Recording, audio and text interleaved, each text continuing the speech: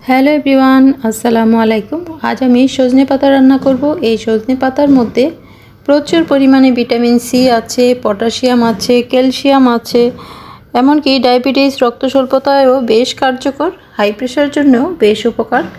তো এটাকে প্রথমে ভালো করে ধুয়ে আমি সেদ্ধ করে নেব। সেদ্ধ করে ব্লেন্ডারে অথবা শিলপাটায় মিহি করে বেটে নেব। নানা রকম রেসিপি করে এটা খাওয়া যায়, তো আজকে আমি ঘন্ট তৈরি করব।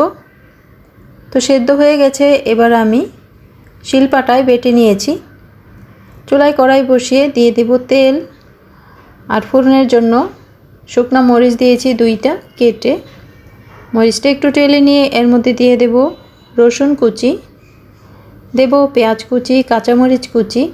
কিছুক্ষণ ভেজে নেব। পেঁয়াজ রসুনটা নরম হয়ে যাবে, একেবারে বেরেস্তার মতো করা যাবে না। কিছুক্ষণ ভাজলে কালারটা যখন চেঞ্জ হয়ে যাবে তখন সজনে পাতা বাটা এর মধ্যে দিয়ে দেব। পাতাটা দিয়ে 2 মিনিট রান্না করলে এটা রান্না হয়ে যাবে। পাতা থেকে যে পানিটা বের হবে সেই পানিটা শুকিয়ে গেলেই নামিয়ে নেব, আর স্বাদমতো লবণ দিয়ে দেব।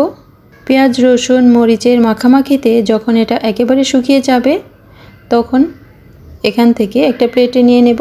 খুব সহজ, খুবই মজার আর খুবই উপকার। এক কথায় সজনে পাতাকে বলা হয় সুপারফুড। তো বহুগুণ সম্পন্ন এই ঔষধি পাতার এই রেসিপিটা খুবই উপকার আর খুবই মজাদার। ভালো থাকবেন, ভালো লাগলে পরবর্তী রেসিপি দেখবেন, সাবস্ক্রাইব করে রাখতে পারেন। আল্লাহ হাফেজ।